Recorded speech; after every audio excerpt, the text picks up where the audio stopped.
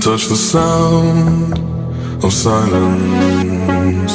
And in the naked light I saw